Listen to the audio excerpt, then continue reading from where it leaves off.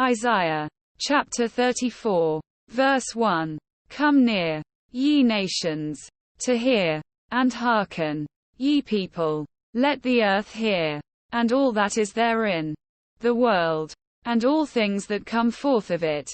Verse 2. For the indignation of the Lord is upon all nations, and his fury upon all their armies. He hath utterly destroyed them. He hath delivered them to the slaughter. Verse 3. Their slain also shall be cast out, and their stink shall come up out of their carcasses, and the mountains shall be melted with their blood. Verse 4. And all the host of heaven shall be dissolved, and the heavens shall be rolled together as a scroll, and all their host shall fall down, as the leaf falleth off from the vine, and as a falling fig from the fig tree. Verse 5. For my sword shall be bathed in heaven. Behold, it shall come down upon Idumea, and upon the people of my curse, to judgment. Verse 6. The sword of the Lord is filled with blood. It is made fat with fatness, and with the blood of lambs and goats, with the fat of the kidneys of rams. For the Lord hath a sacrifice in Bozrah, and a great slaughter in the land of Idumea. Verse 7. And the unicorns shall come down with them, and the bullocks with the bulls, and their land shall be soaked with blood, and the dust made fat with fatness. Verse 8.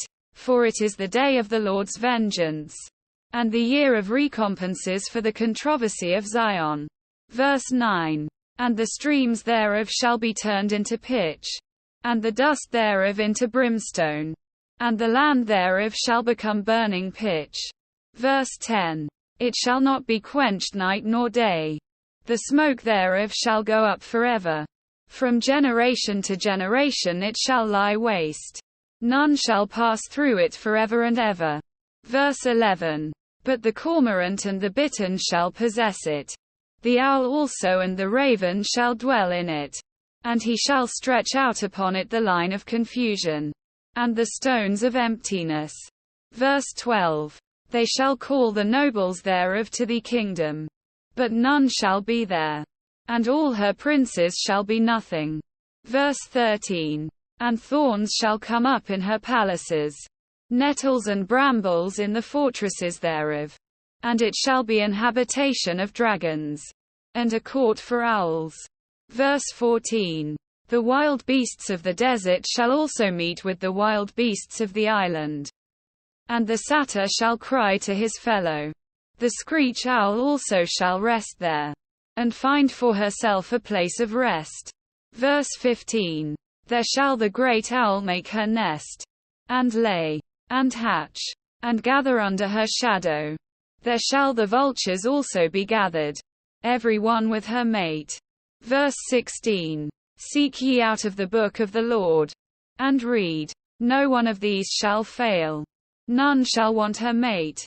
For my mouth it hath commanded, and his spirit it hath gathered them. Verse 17. And he hath cast the lot for them, and his hand hath divided it unto them by line. They shall possess it forever. From generation to generation shall they dwell therein.